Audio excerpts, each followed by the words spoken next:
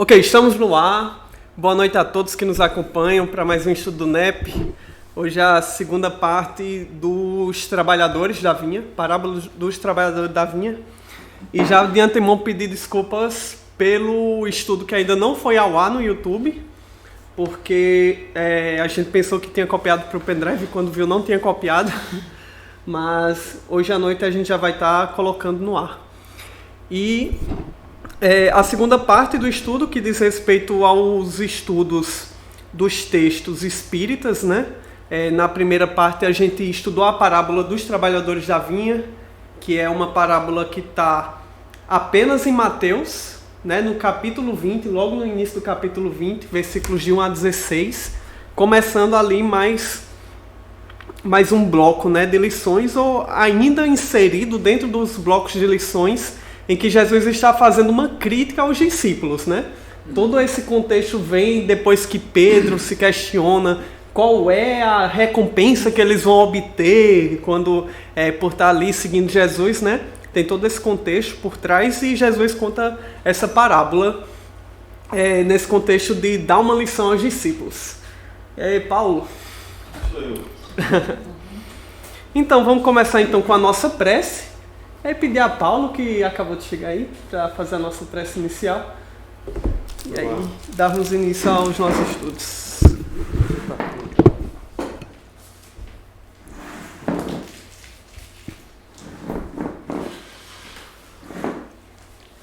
Quem tá aí, mano? Tá Ismael, Israel, Marilu e André.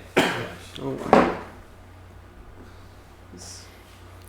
Então vamos fechar nossos olhos, abrir nosso coração e a nossa mente, respirar profundamente, colocar na nossa tela mental a figura do Mestre Jesus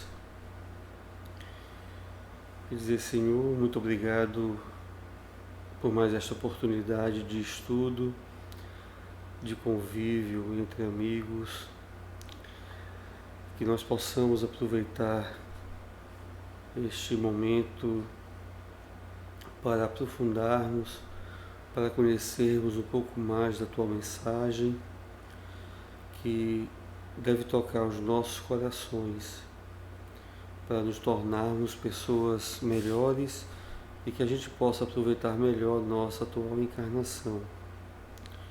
Que os espíritos amigos possam nos auxiliar, nos intuir e que a gente possa estar presente tanto fisicamente como mentalmente, aproveitando realmente cada ensinamento que os espíritos nos deixaram através desses livros. Então, Senhor, com a Tua permissão, vamos iniciar mais um estudo do NEP. Que assim seja. Assim seja. Que assim seja. Então, gente, vamos passar aqui para os slides. Vou colocar aqui já na segunda parte.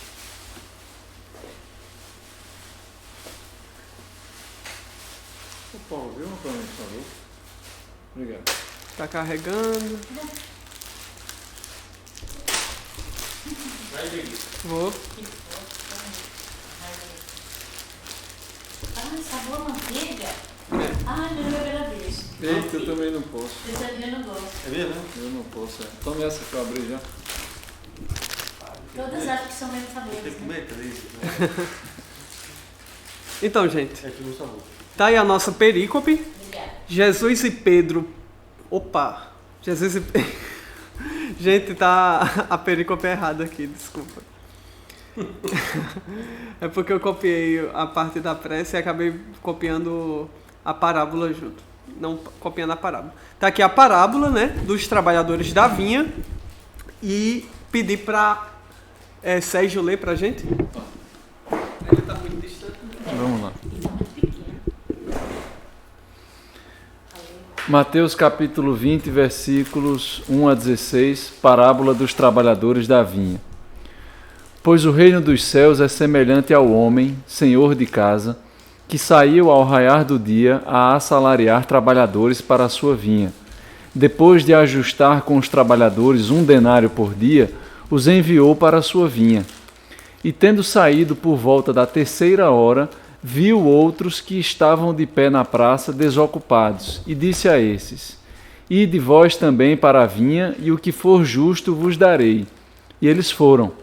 Novamente, saindo por volta da 6ª e 9ª hora, procedeu da mesma forma. Tendo saído por volta da 1ª hora, encontrou outros que estavam de pé, e disse para eles: Por que ficastes de pé aqui o dia inteiro desocupados? Eles lhe dizem: Porque ninguém nos assalariou. Ele lhe diz: Ide vós também para a vinha. Chegando o fim da tarde, o senhor da vinha diz ao seu administrador: Chama os trabalhadores e paga-lhes o salário, começando dos últimos até os primeiros. Vindo os da 1ª hora, receberam 1 denário cada um. Vindo os primeiros, pensaram que receberiam mais. Todavia, também eles receberam 1 denário cada um. Ao receberem, murmuravam contra o senhor da casa, dizendo: Estes últimos fizeram só 1 hora, e tu os fizeste iguais a nós, que carregamos o peso do dia e o calor ardente. Em resposta, disse a um deles: Companheiro, não estou sendo injusto contigo. Não ajustaste comigo 1 denário? Toma o teu e vai-se. Quero dar a este último tanto quanto a ti. Não me é lícito fazer o que quero com o que é meu? Ou o teu olho é mau porque eu sou bom? Assim, os últimos serão os primeiros e os primeiros serão últimos. Novo Testamento, Haroldo Dutra. Quem é? É isso aqui, vínculo psicologia. Não sei.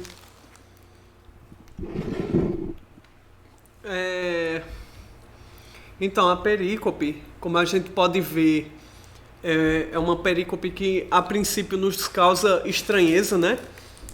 Ela vem de um bloco de lições no qual Jesus traz coisas paradoxais, que inverte valores que são costumeiros nossos e põe a gente para pensar por que Jesus queria falar isso, né? E a princípio, a primeira coisa que a gente vai pensar é o aspecto da injustiça dessa parábola, né? A gente vai pensar na injustiça do trabalhador que passou menos tempo trabalhando e vai ganhar o mesmo tanto que a pessoa que passou lá o dia inteiro trabalhando, né? E aí, uma das visões que foi trazida, que foi fantástica, na minha opinião, ela corresponde à interpretação do René Kivitz. E aí está o vídeo com o link, né? Trabalhador, que é o Talmidim número 195. Olá, Samara. Olá, Ramon.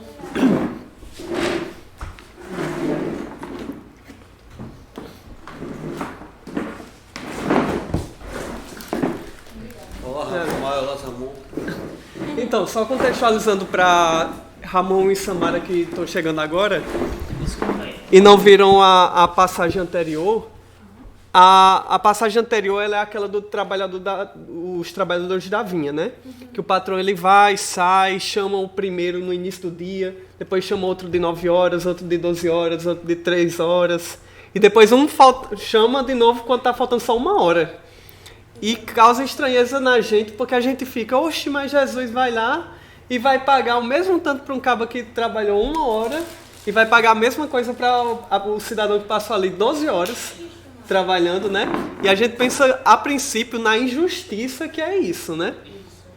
E aí a visão, o que a gente viu no estudo passado foi a questão do valor do denário, que era o pagamento que era pago, que na verdade era de fato um preço, um custo suficiente para a manutenção da vida do empregado, que a vida de um trabalhador ela é muito mais complicada, até muitas vezes mais do que a de uma pessoa que é escrava, porque quando tu para pensar, o escravo ele pertence, entre aspas, a um proprietário, né? E o proprietário ele quer velar pela vida da sua posse, porque senão ele vai perder.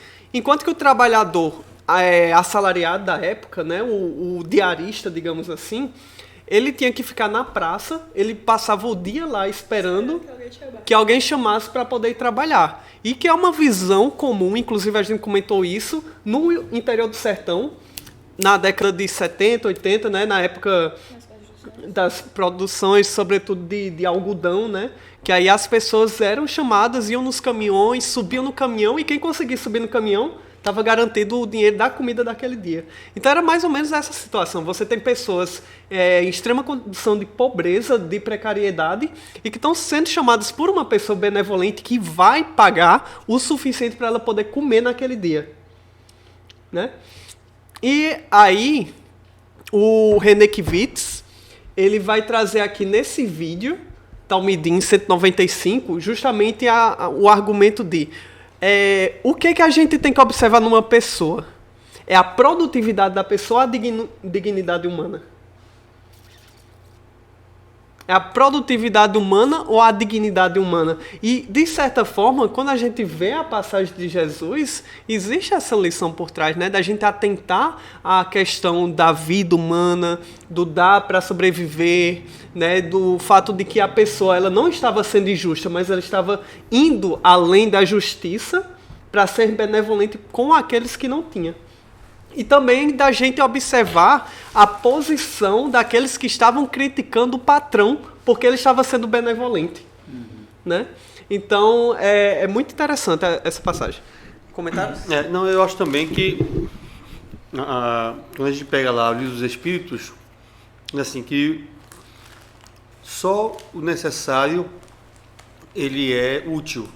O supérfluo nunca é útil. Né? Então a gente vê o denário representando aí aquilo que é necessário para você sobreviver 1 ou 2 dias. Sim. Se ele fosse dar a mais para aquele trabalhador que começou antes, seria um supérfluo. Né? Eu acho também que pode pensar nesse sentido, de que a providência divina, né, ela trabalha dando para nós o necessário. Então a terra, como o Espírito disse, se nós nos contentássemos com o necessário, a terra daria para todos nós. Isso. O problema é que a gente, né, quer sempre o excesso. E aí você tem aí os problemas de distribuição. Né? E esse necessário foi acordado, né? Exatamente. Ele foi acordado. Assim. Eu acho que, para mim, assim, o que mais... Uma das coisas que mais ficam dessa parábola é o acordo que houve antes. Porque esse acordo ele é fundamental para o senso de justiça. E é o que provoca a inveja, é o que provoca a ambição depois, é o esquecimento desse acordo em detrimento de querer receber mais. Por quê? Porque se comparou com o outro. E a partir dessa comparação, não sabe da vida do outro, porque o patrão sabe. Ele foi lá na praça perguntar, vocês estão aqui desocupados? Ele disse, não, a gente está aqui esperando ser assalariado. Até então não apareceu ainda, a gente não está aqui à toa. Então o senhor da vinha sabe da situação deles. Os outros trabalhadores não sabem dessa situação dos outros. Vamos inverter. Né? Vamos imaginar que então o administrador, né, a ordem do dono da vinha, pagasse 1/12 do denário. Que não dá nem para sobreviver. Não, pois é, então ele estaria dando algo inferior ao necessário para sobreviver. Isso. Né? Então, seria uma coisa assim que não tem sentido. Né? Não teria sentido para você manter um empregado. Você estaria suscitando aquela pessoa a passar por muitos problemas. A gente até estava brincando, né? Surgiu daí as bases para o salário mínimo. Isso. Que é justo, mais ou menos esse princípio, né? Pois bem, gente, a gente tem muitos grupos pela frente, temos os 5 grupos. Temos um tempo um pouquinho corrido, mas vamos dar prosseguimento. E aí a gente vai comentando mais coisas, porque com certeza os textos também vão nos trazer uma série de perspectivas novas, né, para a gente poder lançar luz sobre essa passagem, como surpreendentemente a do estudo passado também trouxe, né? Era um estudo que a gente não tinha muita expectativa, assim, sobre que era aquela só Pedro perguntando, mas Senhor, o que é que a gente vai receber em troca, né? E surgiu muitas interpretações que foi realmente fascinante o estudo passado, né? Então vamos lá. O primeiro grupo é o grupo de Ismael e Regina. E aí, companheiro, fica aí à vontade. Tu vai querer começar falando ou a gente passa o áudio de Regina, que ela passou primeiro? Eu vou pedir, Jovem, que você passe primeiro o áudio e aí eu comento em cima do que Regina comentou, que ela foi bem... A fala dela é bem interessante. Certo. Tem alguns áudios, né? Ela mandou alguns áudios. Ela me mandou diretamente ou foi você que me mandou? Fui eu que me encaminhei. Certo, pois eu vou abrir aqui. Pronto, encontrei. Certo, então a gente vai começar com o áudio de Regina. Ela segue os slides ou... Não. Ela fala do texto em geral, não sei se ela fala... Eu acho que ela não fala especificamente do slide Certo.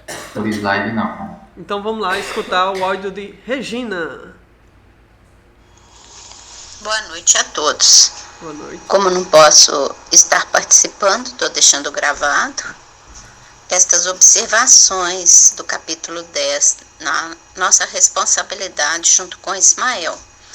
Gostaria de comentar que considera-se muito importante que o autor coloca dessas condições essenciais para os trabalhadores no que diz respeito da importância da constância, do desinteresse, da vontade e do esforço que fazem os trabalhadores no trabalho que assumiram. E assim, características, né, que ele situa que vai estar distinguindo os trabalhadores. Faz também o paralelo do trabalho, né, ligado mais ao mundo materialista, onde se busca trabalhar pelo dinheiro, que são os mercenários, e também o outro contraponto do verdadeiro operário, que é aquele que trabalha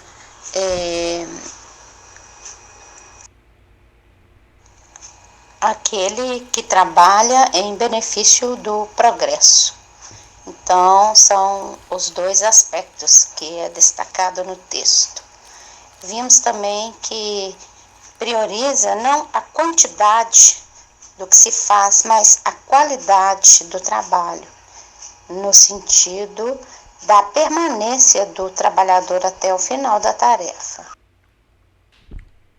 E na sequência das ideias, o autor também vai dizer que esta parábola, em parte, vai estar se dirigindo também aos espíritas, muitos que não buscam estudo, sem prática, sem orientação. Enfim, são esses os destaques que nos ocorre comentar nesse instante. Obrigado pela atenção. Muito bem. Então foram os comentários aí de Regina. Vai lá. Regina realmente pegou os pontos principais, assim, que o texto vai trazer, do Kai Bar-Schutel, né? No livro Parábolas e Ensino de Jesus. E ele fala dessas, como ela comentou bem, dessas condições essenciais para os trabalhadores. Quais são as condições para um trabalhador, né? Em tese, a pessoa vai pensar o quê? Qualificação, titulação, experiência profissional, mas não, ele vai dizer o seguinte, vai dizer constância, desinteresse, boa vontade e esforço para o trabalho. Então, isso deve ser o que norteia o nosso trabalho. A busca de um trabalho que seja desinteressado, no sentido, óbvio que a gente vai fazer o trabalho profissional também para receber o salário para nos prover. Mas esse desinteresse aqui que ele fala é aquele amor que você deve ter pelo trabalho. E até por isso que ele divide mais à frente, realmente, como a Regina falou, o trabalhador em dois tipos de trabalhador. O mercenário, que trabalha pelo dinheiro, e o verdadeiro trabalhador, o operário, o verdadeiro operário, o que trabalha por amor. Ele vai até citar o artista. Geralmente o artista, enfim, depende do artista, mas o artista tende a trabalhar por amor à arte, né? E assim deve ser em todas as outros ofícios, né? Trabalhar como médico por amor à medicina, trabalhar como advogado por amor ao direito. Enfim, e a gente vive ainda numa sociedade que boa parte dela trabalha realmente pelo benefício, muitos pela sobrevivência e alguma parcela privilegiada, né, para obter realmente o máximo de proventos possível. E se puder, aumenta mais ainda. Né? Então, a gente precisa ter essa noção do trabalho relacionado, independente do trabalho no meio espírita, no trabalho no meio profissional, o amor, a boa vontade, o esforço no serviço, né? Não fazer a coisa por fazer, né? Não fazer de má vontade, enfim, isso aí é difícil, né? A gente vê quantos ainda trabalham sem esses valores, né? Como a gente precisa ainda. Aí ele termina essa parte dizendo que realmente não é questão de quantidade do trabalho, mas sim da qualidade dele, como a Regina falou. E o texto termina fazendo uma crítica bem dura aos espíritas,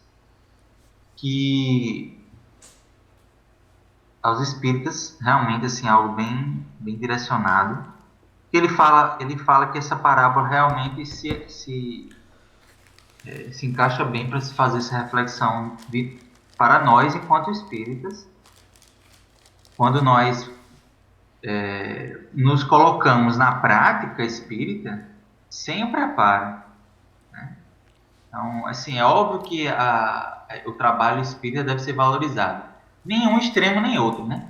A gente está aqui fazendo um estudo, mas é importante a gente também fazer a prática dentro da doutrina, e em outros momentos, né? Atividades mais práticas, enfim, de assistência um ao outro, levar com que isso não fique na teoria. Mas o contrário também é importante, né? A gente não se propor a fazer algo dentro da doutrina, um trabalho espírita, sem se preocupar em se instruir, em se preparar. Né? Imagina você numa reunião mediúnica, ou numa assistência fraterna, você tem uma responsabilidade ali de orientar um espírito, ou desencarnado ou encarnado, e você não ter elementos para poder falar com a pessoa, saber o que dizer. Né? Muitas vezes pessoas chegando em situações delicadas, de depressão, de ansiedade, de uma perda de um ente familiar. Então, é importante, né? Ele faz algo assim, são palavras bem duras que o Caibá usa, falando assim dos espíritos que se encerram entre as quatro paredes, não estudam, não leem e passam a vida a doutrinar espíritos. Então, assim, ele fala de maneira bem dura, assim, para que a gente possa refletir sobre isso, né? E eu destacando aí também os dois lados, né? Que é importante também a prática e não só a teoria. Uhum. É isso, meus amigos. Essas foram as reflexões que o texto do Caibá é excelente nos trouxeram. Ok, muito bem. Eu só queria registrar aqui uma coisa que quem já leu o livro Pai Rico, Pai Pobre, do Kiyosaki, eu esqueci o primeiro nome dele. Ele fala uma coisa no início muito interessante. Ele diz assim, que a maioria das pessoas, elas procuram um emprego, né, uma profissão que dê dinheiro. Né? Então, por exemplo, nosso movimento hoje aqui é muito assim, médico, né, medicina, advocacia. Só que a pessoa, por não ter educação financeira, ela é uma pessoa frustrada. Porque por mais que ela ganhe, ela sempre está faltando, porque ela não consegue administrar aquilo ali. E aí é uma pessoa que serve mal à sociedade, porque é uma pessoa que faz pelo dinheiro e não faz pelo amor, pela vocação que tem. Né? Ele diz assim, se as pessoas tivessem educação financeira, né, elas procurariam mais os empregos, as profissões que elas têm vocação, que elas têm amor, né, e tendo educação financeira, elas se adequam àquilo que elas ganham. E são pessoas felizes por conta disso. E servem melhor à sociedade porque são mais afeitas àquilo que escolheram. Né? Então, veja como isso faz toda a diferença, porque você imagina por quantas pessoas nós somos atendidos na nossa vida e quantas pessoas a gente atende. Né? Então, se a gente estiver vinculado a algo que a gente faça com satisfação, a tendência é você fazer muito melhor. E um comentário com relação a isso, que uma coisa que a gente estava comentando de qual é a ligação dessa passagem com a passagem anterior, né?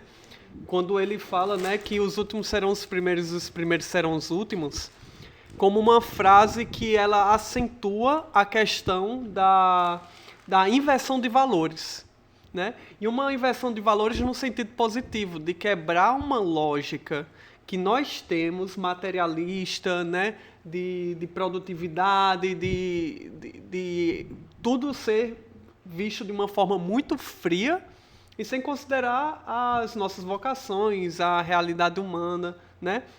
Então, existe um contexto, né, que é o contexto de um planeta de provas e expiações. Olha o Luiz chegando. Opa, Luigi!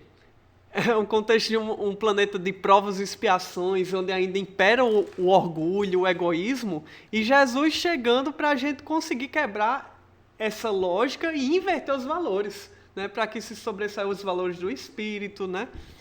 Vai. Não, só um exemplo. A gente tem a lei do mercado, a lei da oferta e da procura. Né?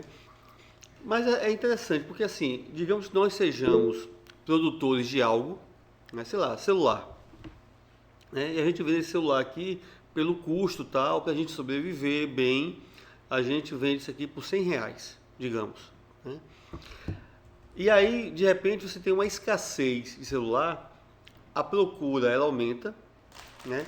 E aí então você tem a tendência de aumentar o preço, porque tem mais pessoas dispostas a pagar mais caro por aquilo que é escasso. A pergunta é, por que a gente precisa, a gente que é produtor, que vendendo a R$100, a gente estaria tranquilo, satisfeito, a gente estaria vivendo bem, né? Pagando nossas contas. Por que eu tenho que aproveitar isso e explorar? Né? Agora vai ser R$150. Né? Como a gente viu, por exemplo, na questão dos combustíveis, né? Ano passado, né? Com a escassez, então o pessoal colocando lá para cima, na falta de um alimento e tal. Então, assim, por que isso é uma lógica de mercado, isso é uma lei do mercado, mas eu pergunto será que a gente precisaria se submeter a isso? Né? Ou a gente poderia realmente continuar vendendo naquele mesmo preço, porque assim, ó, esse preço satisfaz as minhas necessidades, entende? E não a gente entrar naquela, poxa, eu vou aproveitar para poder ganhar bem mais do que era necessário. Mais alguém tem algum comentário acerca do texto que foi estudado, né? Tem a questão aí também dos espíritas, né? Que é muito importante a gente observar. Mas vamos em frente que tem bastante coisa ainda pela frente, né? O próximo grupo, no caso, é o grupo de Marilu, João e Gabi. E aí, no caso, nós temos Marilu aqui presentes conosco e João pediu para passar um vídeo porque ele não conseguiu se conectar. João está no turno de trabalho hoje, aí não pôde vir. Quer começar, Marilu? Sim, pode ser. Ótimo. Tá bem. Então, a sociedade, aqui está falando nas coletividades humanas que costumam cair em desordem, mas que as leis de Deus se expressam com harmonia, e verificando isso nos ajuda a compreender que a terra é a vinha.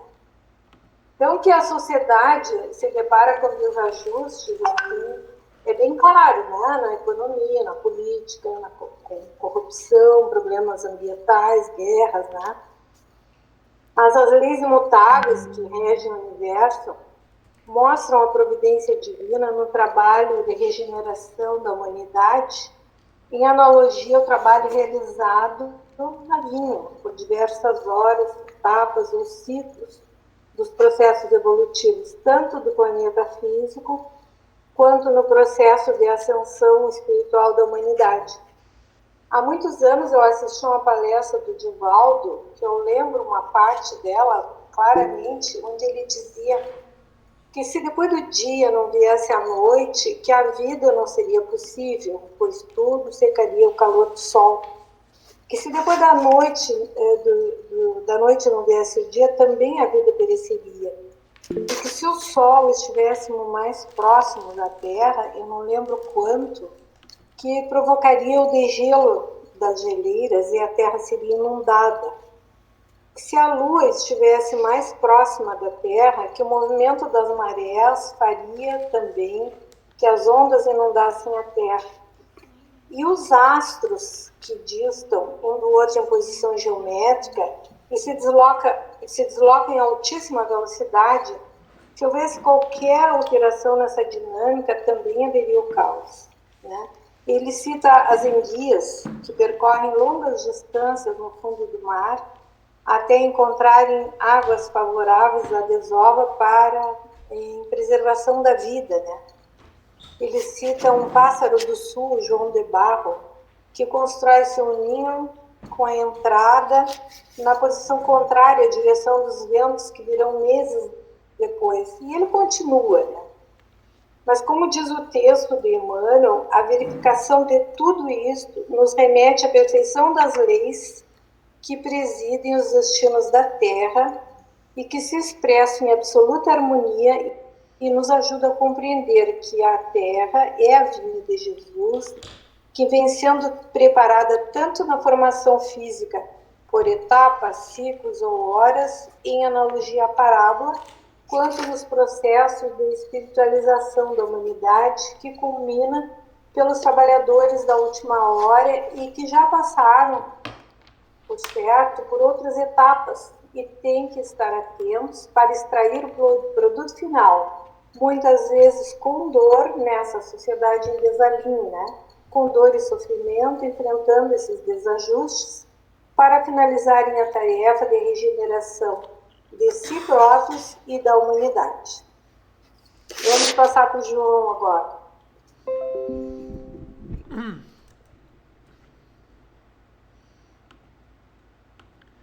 Ok, o João, ele postou um vídeo, certo? Que ele colocou no NEP Brasil. Aí eu vou compartilhar aqui com vocês a segunda tela para a gente conseguir ver e ouvir João, certo? Cadê? A tela inteira, segunda tela, pronto. Então, Oxi. O cara é profissional. Brasil. Pronto, agora Olá, amigos e amigas, todo mundo que acompanha aí o NEP, as mensagens sobre interpretação do Evangelho, por Emmanuel, por Joana de Ângeles, por Amélia Rodrigues, enfim. E hoje a gente traz uma mensagem que está no livro Pão Nosso, do Espírito Emmanuel, a psicografia de Francisco Cândido Xavier, no capítulo 29, a mensagem se chama A Vinha, onde Emmanuel vai comentar o significado da parábola dos trabalhadores da vinha, que está lá no Evangelho de Mateus, capítulo 20, onde a gente vai encontrar a narrativa falando que o senhor da casa foi procurar trabalhadores para a sua vinha, e saiu na primeira hora, saiu na terceira hora do dia, saiu na sexta hora, saiu na nona hora e saiu na 1/10ª hora, contratando pessoas para trabalhar na sua vinha. E o que Emmanuel vai dizer dessa parábola? A interpretação de Emmanuel é que a vinha, na verdade, é todo o planeta Terra. Todo o planeta Terra.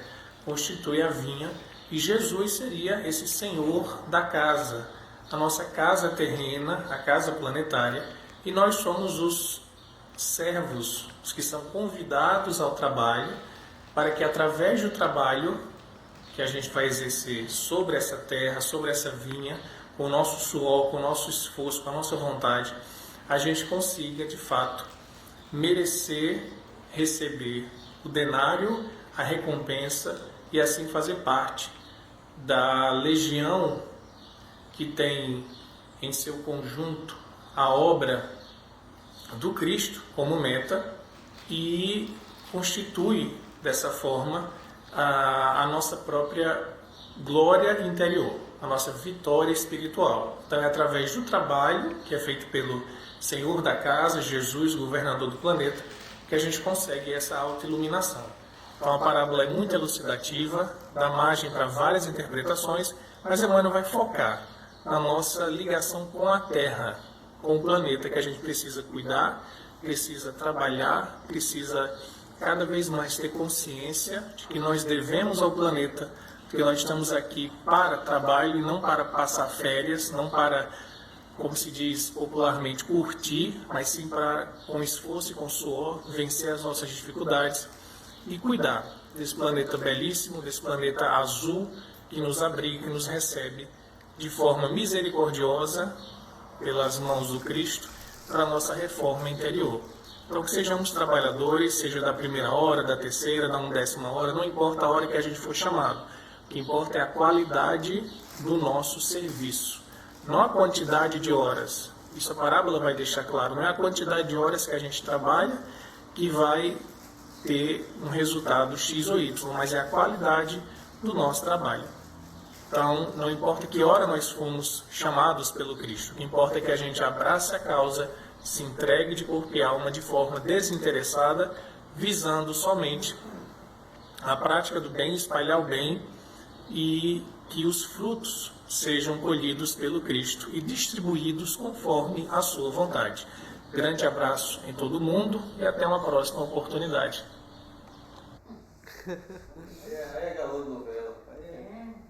Vai estar aí o recado do nosso João. Só destacar a importância dessa fala, né, no sentido do cuidado, né, com o nosso planeta, né?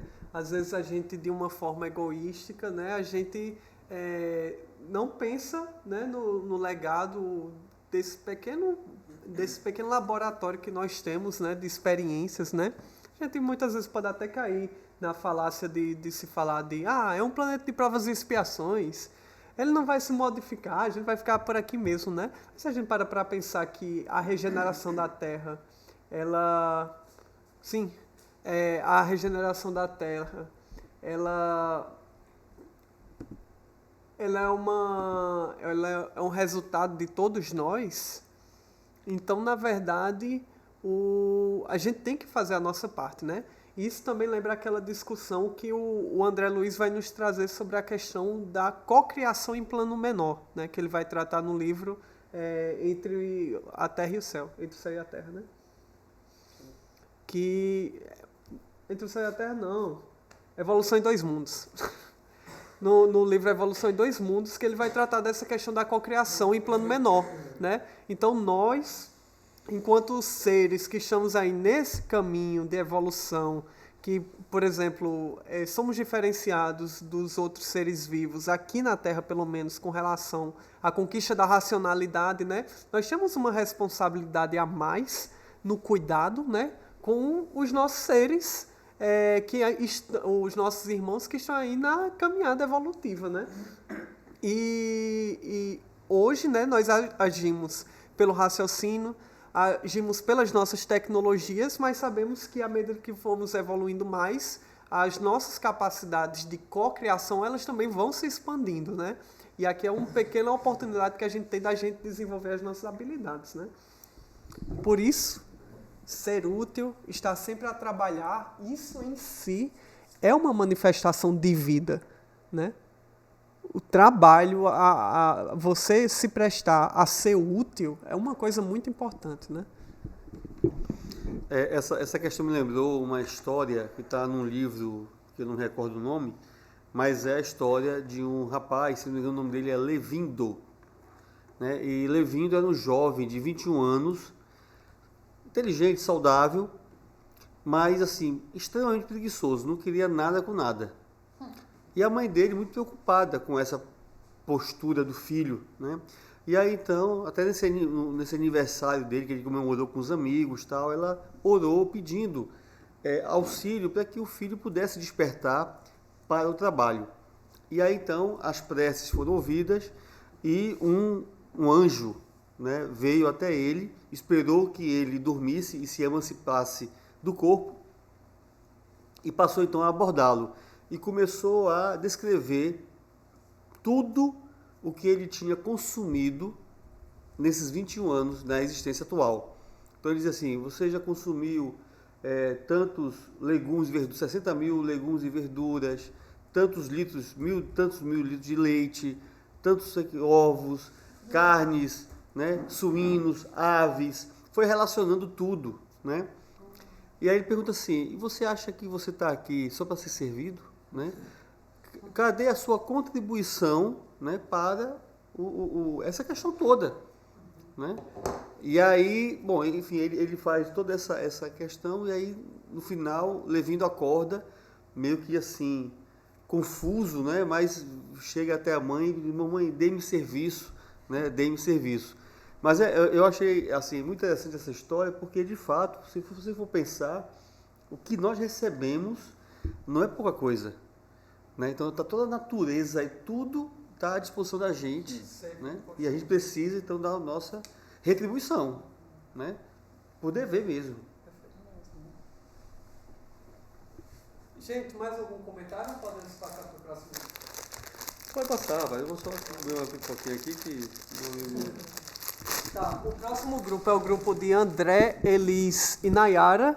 E André disse que deu uma rápida saidinha, então a gente vai pular esse grupo e passar para Paulo, que já estava falando aí.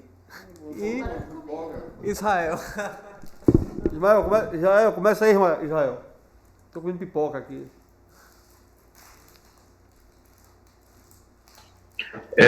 Tá dando para me ouvir aí? Ah, bem demais. Alto e claro. Tá pelo celular, hein? Bom, um outro ponto que eu queria colocar interessante ali, que eu vi dessa parábola também, em relação, assim, para mim o que ela mostra de maior ali também, sim, é a justiça divina, essa questão da graça divina, né? Que tudo é operado pelo Senhor da vinha. Ele sabe a razão, ele sabe os porquês. Porque muitas das vezes também, sim, o mau entendimento da parábola em si, porque ela abrange muitos aspectos ali, a gente vai ver, como sendo toda a humanidade, como sendo o exemplo do trabalho de um dia.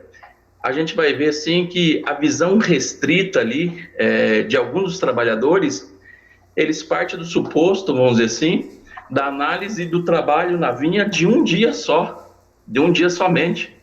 E esquece, vamos dizer assim, que uma vinha, ela é constituída de uma grande quantidade, vamos dizer assim, de trabalho. E ela é feita em vários dias também, porque ele recruta aqueles trabalhadores que são assalariados de um dia, mas terá o dia seguinte, né? Porque a sabedoria desse dono da vinha, vamos dizer assim, dele saber julgar aqueles que ele pegou para o trabalho na última hora, no outro dia ser contratado à primeira hora também. Então a gente tem que pensar que nessa vinha, essa injustiça, às vezes, muitas vezes, ela se processa por esse entendimento só de análise de trabalhar um dia somente na vinha, onde a gente teremos vários dias para trabalhar na vinha, né? E a gente trazendo para nosso conhecimento da doutrina espírita, análise de várias existências e várias reencarnações.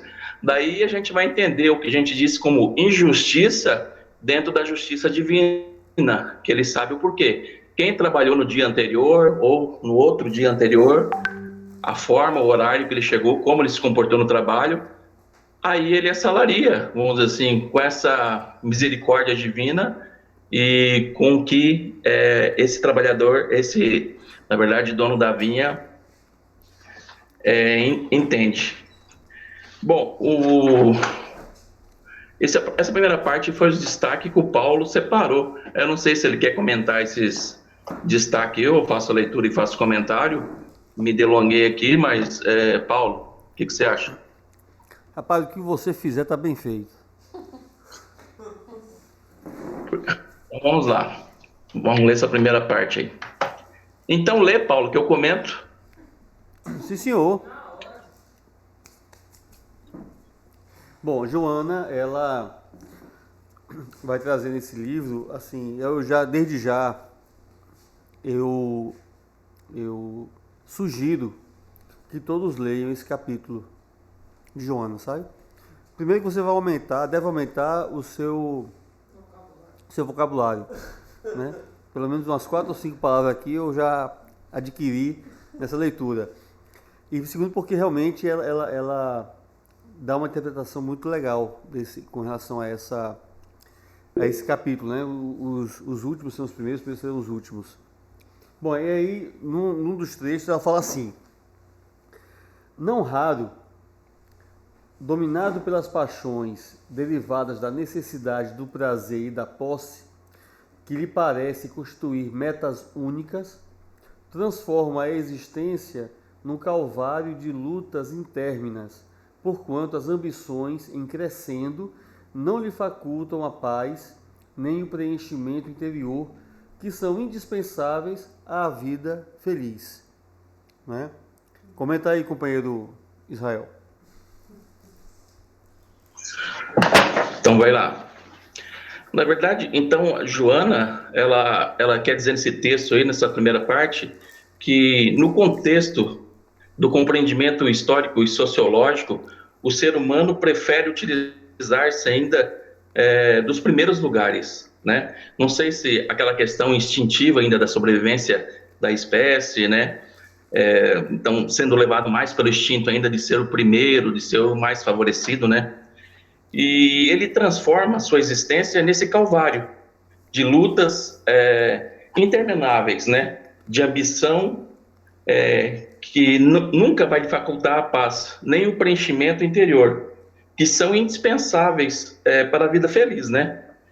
E o homem, na verdade, ele é educado para os triunfos na sociedade, torna-se conhecido um dominador. Como que se os infortúnios, as enfermidades, a velhice e a morte nunca o pudessem atingir. Então ele vive como que se a vida fosse plenamente de gozo e simplesmente material.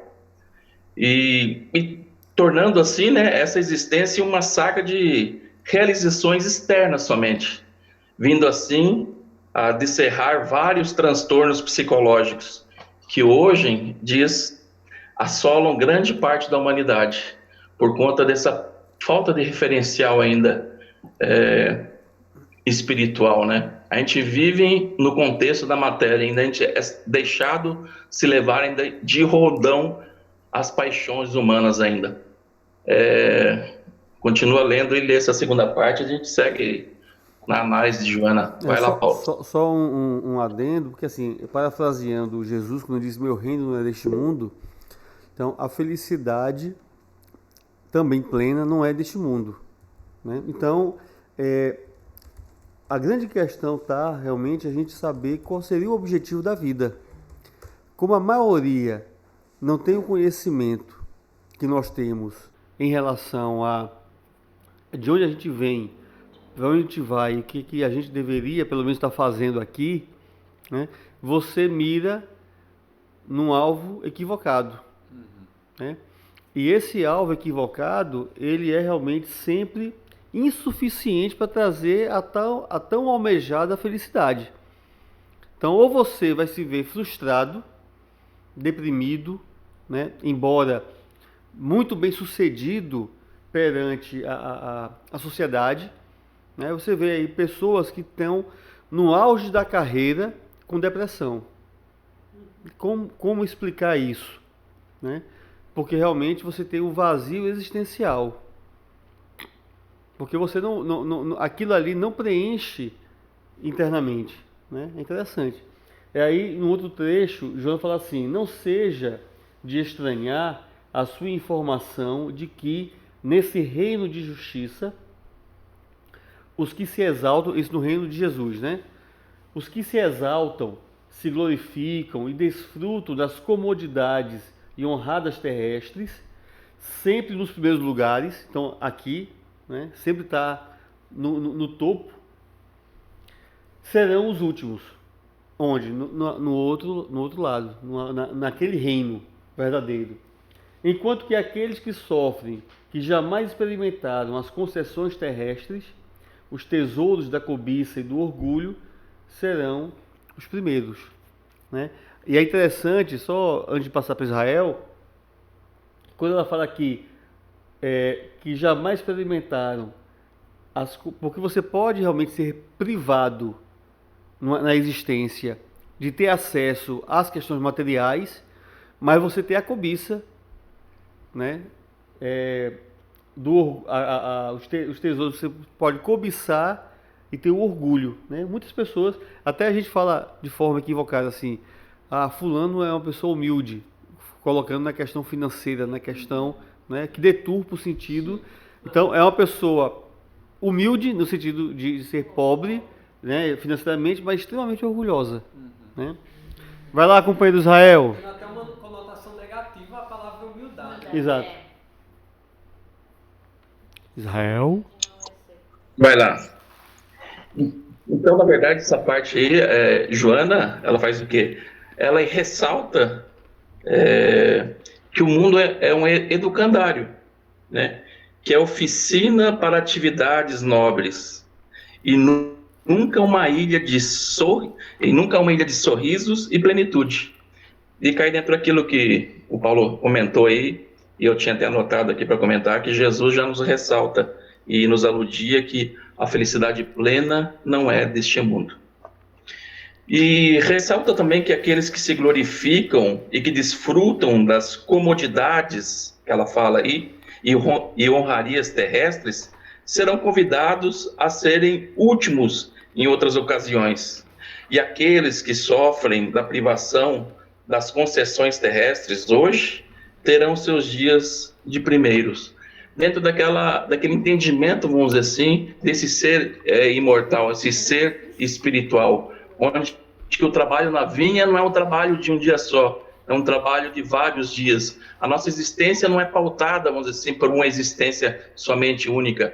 Eu costumo dizer assim que a gente leva a vida muito pelo lado ainda pessoal no entendimento de uma existência única. Então tudo me fere orgulho, me fere os sentimentos, e eu esqueço, vamos dizer assim, ou ainda não entendo que eu sou esse ser imortal, e não se fere um ser imortal, aquele ser que já pensa, vamos dizer assim, como esse ser imortal. Não que não se fira, mas ele já tem, vamos dizer assim, o consolo, já tem o entendimento que a vida tem esses segmentos, que se hoje eu fui trabalhador de última hora e fui remunerado, amanhã eu vou ser convidado a trabalhar a primeira hora, e aqueles que trabalharam a primeira hora, que se sentem injustiçados, amanhã poderão vir trabalhar em outro horário, né? E segue ali, quando ela faz essa relação de certa bolsa, vamos dizer assim, do entendimento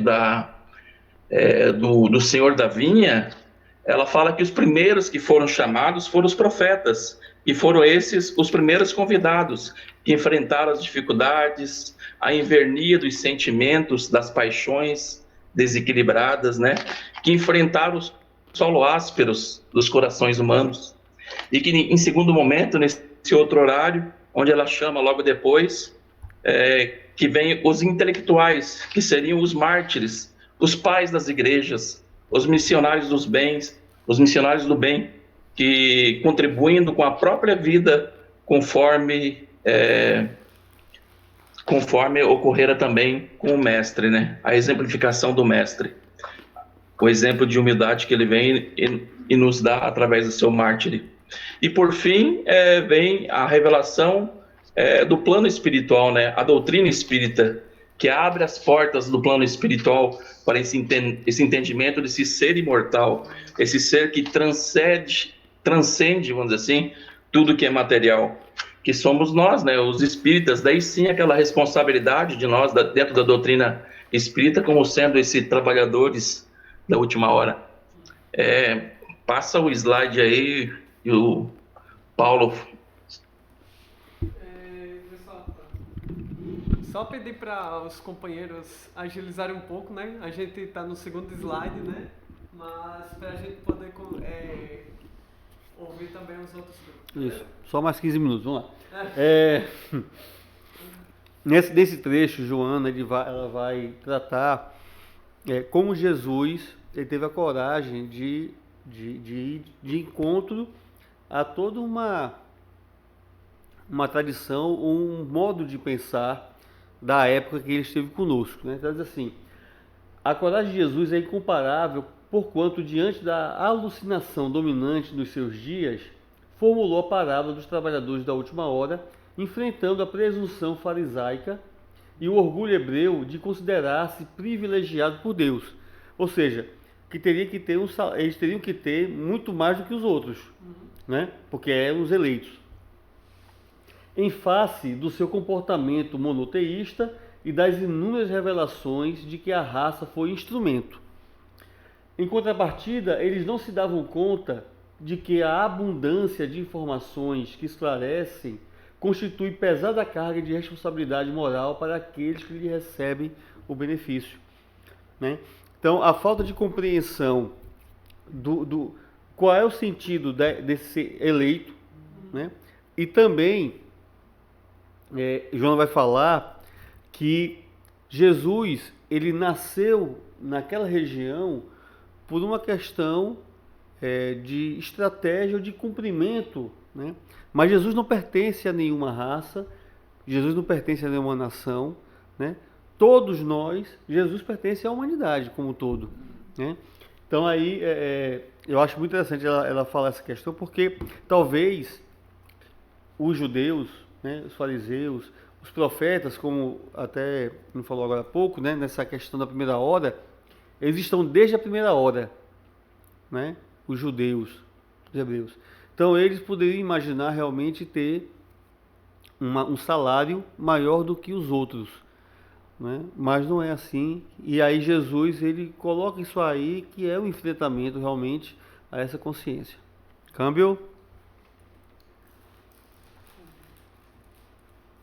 Pode passar o slide que você já fez o comentário ipsis literis. E aí a gente chega no último slide, que começa com aquilo que o Israel estava falando, né? Sobre a questão da revelação espírita, que vem como a terceira, né? Vai lá, Israel. Tem como a última hora. Pode terminar de ler na íntegra aí, Paulo, e a gente testa o comentário final para não delongar. Só para colocar, ela coloca lá os profetas, depois vem o pessoal, os intelectuais, né, os herdeiros e tal, que são os trabalhadores que vêm, e por fim veio a revelação espírita, que faz desaguar no oceano do mundo espiritual todas as propostas da imortalidade, que é desvelada pela mediunidade, da justiça divina atestada pela reencarnação e confirmada pelos fatos e pela experiência da fé raciocinada e lógica. Isso, inclusive, vai trazer para a gente um fardo pesado para nós. A responsabilidade nossa é bem maior. As atrações do prazer estão multiplicadas pelos veículos da informática. Então, Joana chama a atenção para que a nossa época agora tem uma série de atrações. O abuso dos sentimentos torna-se quase hediondo. As facilidades para o vício e o desvio de rota multiplicam-se a cada instante. E o discípulo sincero da Boa Nova apresenta-se como um estranho no palco das excentricidades odiernas. Sabendo, no entanto, que o tempo é escasso e as circunstâncias não são favoráveis, uma empatia superior domina o sentimento desse servidor devotado, impulsionando-o ao prosseguimento do esforço de autotransformação para melhor, superando as marcas do passado, né, que a gente se equivocou bastante já. Muito bom. Amigo, você me permite, eu sei do adiantar da hora, mas esse comentário agora, só um pequeno à parte, porque eu sei que esse assunto não vai voltar. Vai lá. Interessante ela falar dessas atrações do prazer multiplicadas pelos veículos da informática, né? Eu estava refletindo sobre isso. O tal do vício cibernético, cybernético. impressionante. Eu até eu vi um YouTuber falando que a maioria das pessoas que trabalham com YouTube ou com internet, a maioria mesmo esmagadora, ele comentava, porque ele conhece o círculo, elas viviam com depressão, desenvolviam depressão. E aí ele se perguntava assim, eu não sei ainda o que a gente tem feito com isso, com essa maravilha que a gente criou, que foi a internet, de estar sempre conectado. A gente sempre fomentou isso, fomentou isso. Aí ele disse assim, palavras dele, né? Eu tenho para mim que no futuro a gente vai olhar para isso como uma época em que a gente olhava assim para o passado. Poxa, a gente fumava que só a gota e ninguém se preocupava em fumar, em que fumar dava câncer, ninguém sabia disso. No futuro, talvez a gente veja o quanto essa geração está sendo prejudicada por não saber utilizar bem esses recursos, né, da internet, das mídias, esses veículos da informática, né?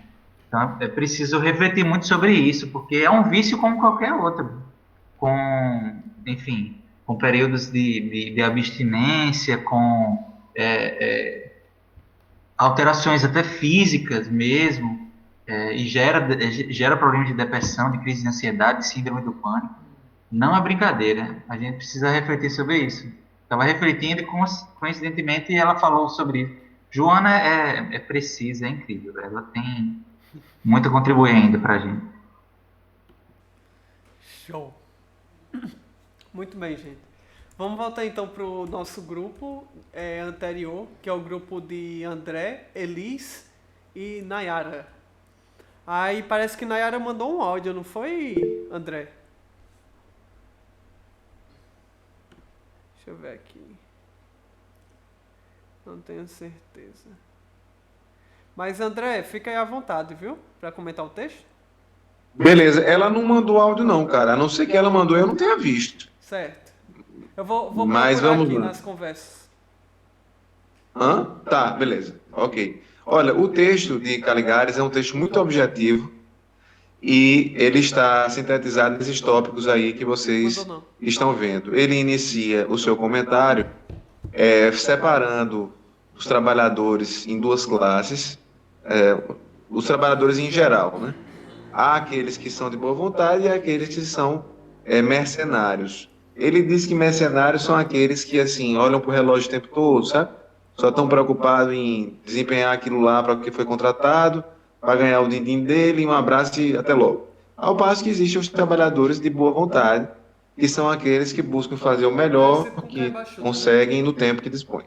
Então, isso, naturalmente, por razões óbvias, está relacionado ao nosso trabalho e pode ser uma justificativa para que os outros trabalhadores que chegaram de 5 da tarde, né, pudessem receber o mesmo que os primeiros ganharam, porque eles se enquadravam nessa primeira categoria. Em seguida, Caligari chama a atenção para a questão da diferenciação entre as horas secas trabalhadas por si e a produção, a produtividade, o valor que você coloca naquele trabalho, né? E é um comentário que não é uma novidade, já foi comentado em outras oportunidades nesse estudo. Aí Nayara sempre fez assim, questão de falar sobre René-Kivitz e o elemento de dignidade, né? Porque nesse texto Caligares não fala na questão da dignidade e ela ficou muito feliz, Elis. Vixe Maria, fugiu agora, com o vídeo de Kivitz, mexeu muito com ela, sabe? Então ela queria destacar isso, né? Que é mais do que a produção em si, é o que é a dignidade que garante aquele trabalhador, o soldo, né? A remuneração, a contraprestação, para que ele possa sobreviver naquele dia, mesmo ele tendo trabalhado significativamente menos do que aqueles que chegaram de 6 da manhã lá, ou, enfim, 7 da manhã. Ele compara em seguida os trabalhadores das horas com a questão das reencarnações. Os trabalhadores de primeira hora, eles tiveram mais dificuldade em assimilar a mensagem do bem, né? E precisaram voltar mais vezes, né? Meio que desperdiçaram desencarnações, tarará, tarará. E aí os trabalhadores da última hora são aqueles que, assim, chegaram com poucas experiências no corpo físico. Ele eles conseguiram, né, aprimorar-se moralmente de forma significativa, de forma muito rápida. E a frase final, que encerra a fala de Caligares, é: Jesus nos ensina que qualquer tempo é oportuno para cuidarmos do aperfeiçoamento de nossas almas. E quer nos encontremos nos albores da existência. Minha carinha está cortando o texto, eu não estou conseguindo ver. E quer estejamos já beirando a velhice, desde que aceitemos com disposição o convite do trabalho, haveremos de fazer jus ao salário divino. Então, qualquer hora é hora, vamos trabalhar. Eu sempre gosto do exemplo de Kardec, eu acho que saiu, não sei se saiu na reunião passada, né? Kardec era um senhorzinho, né, quando ele fez a codificação. Inclusive, ele já estava muito além da expectativa de vida na época, que era em torno de 32, 33 anos de idade na França, naquela época. Isso é uma informação que se pode encontrar com certa facilidade aí no Google e com fontes confiáveis. Então, Kardec ali estava lá no finalzinho, ele já estava mais para lá do que para cá, para a época, né? E foi lá e fez o trabalho que fez, né? Então, muita gente é taxada de irrecuperável, mas pode se recuperar. Isso é muito comum, para finalizar, que eu sei que eu estou demorando, mas é porque eu lembro muito da questão da seara penal. As pessoas que são presas e que cometem crimes graves, elas recebem uma condenação moral muito grande da sociedade. Eu me lembro que eu assisti uma palestra uma vez, lá em Goiânia, de um camarada que, no evento da AJA, da Associação Jurídica Espírita, e o cara é um promotor, assim, meu amigo, o cara era promotor muito diferenciado. Um promotor é aquele que acusa no processo, acusa a pessoa do crime que ele cometeu. Então, normalmente, o braço do promotor é muito pesado, via de regra. Os pedidos são muito densos, né?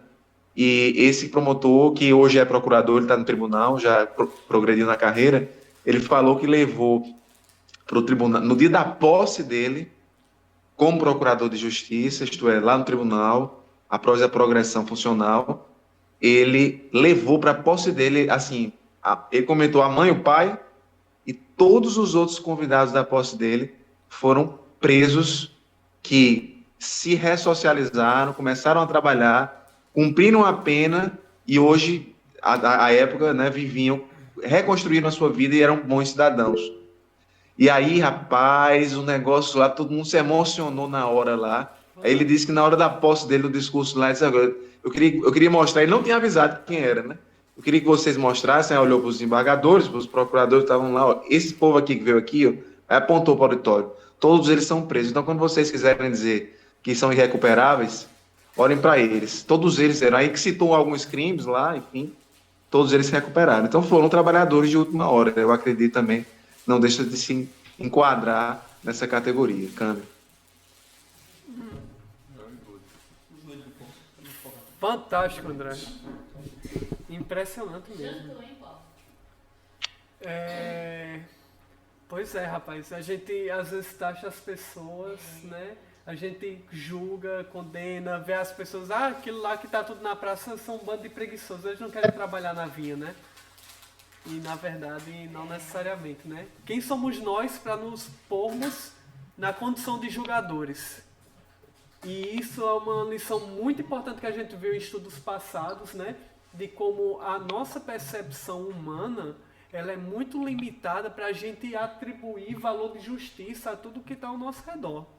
A gente tem que ter muito cuidado com isso, né? Porque nossa visão é limitada, né? E o raciocínio de Deus, o raciocínio de justiça de Deus, né? Como a gente viu também semana passada, ele não pode se limitar a cálculos frios humanos, né? Porque essa visão humana ela é muito limitada ainda. Mas, gente, estamos nos aproximando do final do estudo e temos mais um grupo pela frente, que aí no caso é o grupo de Sérgio, que vai ter todo o tempo do mundo em 12 minutos. E Luigi, para poder falar sobre o texto. No caso, começar com o Luigi. Luigi, você quer começar? Boa noite, pessoal. Pode ser, Sérgio. Pode ser. E aí você faz o arremate com aquela palavra lá, chave de ouro. Beleza? Beleza. Pronto.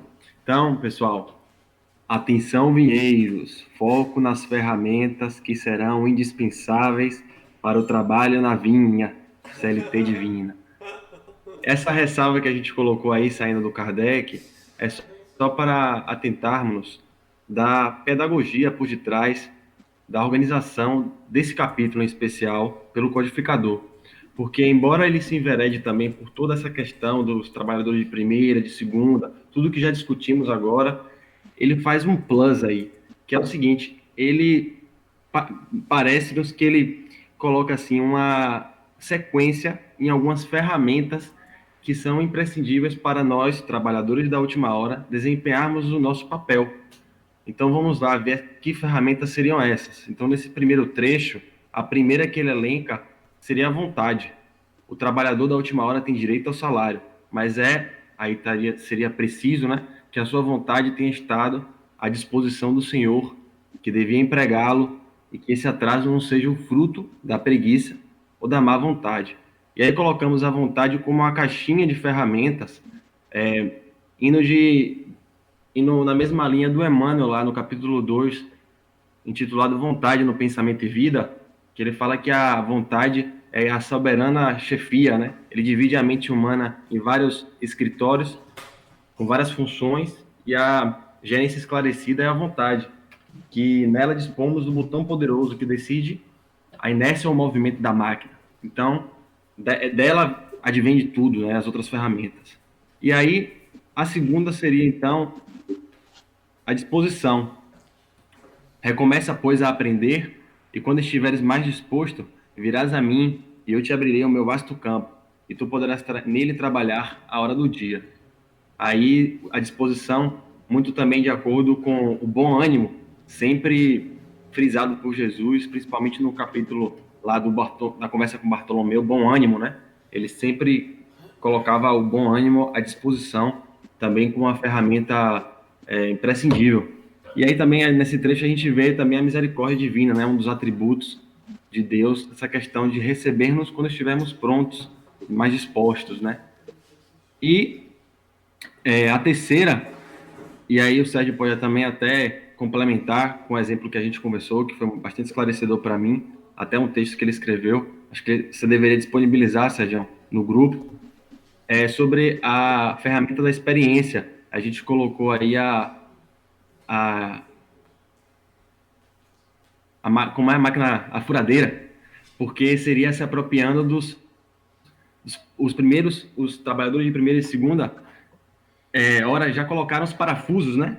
E a gente vai aí arrematar com a máquina, terminando o trabalho. No caso, o Kardec disse que o alicerce já foi fincado, já foi estabelecido, e nós agora estamos encarregados pela cúpula. E corrija-me se eu estiver equivocado, amigo Diego, na arquitetura, a cúpula é o tipo de teto em forma semisférica, né? Então estaríamos aí encarregados do teto. Então, colocar aí, através da experiência, isto é, bebermos da fonte daqueles que estão atrás da gente, como diria Isaac Newton, né? Estamos em cima dos ombros dos gigantes, né? Podendo ver um pouco mais a coisa de uma perspectiva maior. Então, temos essa responsabilidade. E aí, o trecho que a gente elencou, essa ferramenta de experiência, é esse aí: vê e sente que apanhou no voo o pensamento dos seus antepassados. Reentra na lição, amadurecido pela experiência. Revelação dessa magnífica unidade que harmoniza todas as coisas no universo, dessa solidariedade que religa todos os seres presentes ao passado e ao futuro. Bom, então, aí temos a quarta e quinta e última ferramenta. Sérgio, quer dar continuidade? Vamos lá.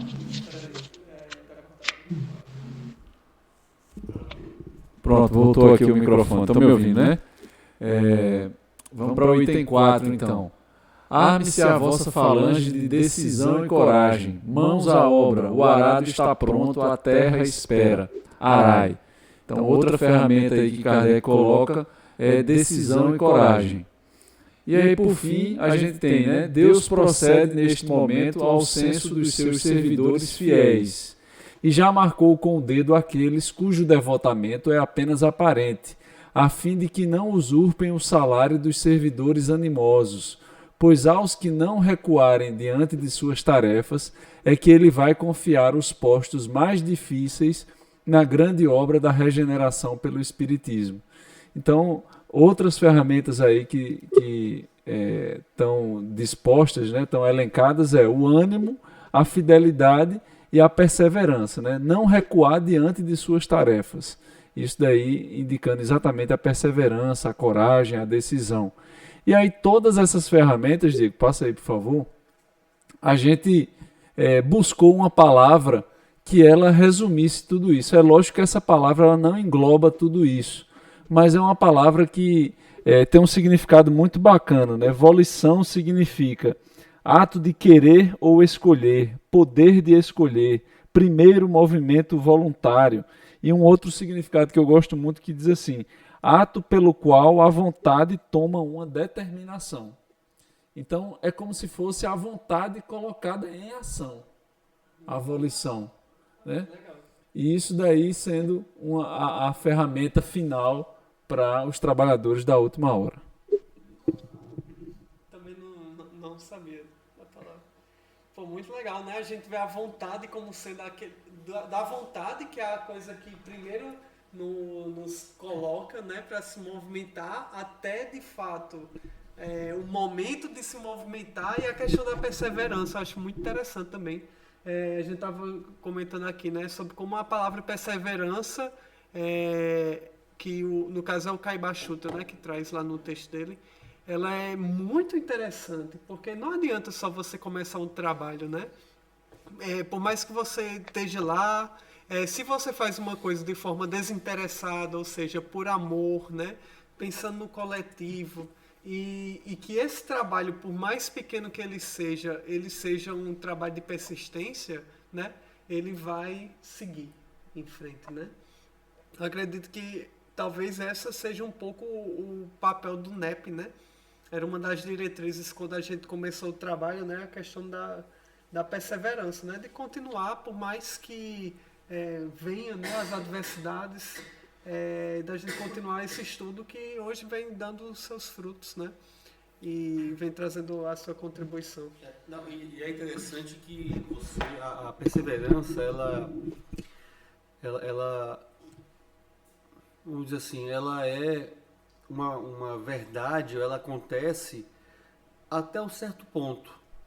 Digamos assim, que você precisa perseverar. Depois que você ultrapassa uma certa barreira, aquilo já passa a ser algo que é como você fazer exercício, né? Caminhada. Você, no início você tem preguiça, né, tal, acontecem coisas e você recua, mas se você persevera, daqui a um pouco você tem aquela questão mesmo como sendo algo que faz parte, né?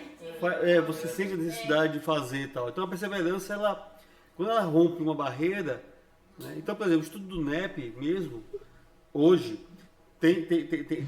nós fazemos parte de um grupo que, assim, a gente tá, embora a gente não vê realmente, não vislumbra um fim, né? A gente tá, é um estudo que ele é ininterrupto, ele não tem fim, né? E eu acho que a gente já passou por momentos assim mais desafiadores, né, tal, para se manter, e hoje a coisa ela engrenou, ela tá realmente. É claro que você não pode baixar a guarda, né? Mas já engrenou. E por isso eu acho que uma palavra importante que Kardec também destaca é a questão do ânimo, né? Porque se também cai na rotina, se torna uma coisa comum, mas exatamente. O ânimo é aquela coisa que tipo faz com que você brilhe os olhos, né, a cada momento, e você perceba que aquilo que você faz, você está fazendo por amor, e a cada dia você acorda e vai com prazer, vai com felicidade por estar fazendo aquilo, né? Esse ânimo é algo, é como se fosse o combustível da perseverança, né? Sem um ânimo a gente não consegue perseverar. E é migrante, né? Ele vai de um, vai para o outro. Uhum.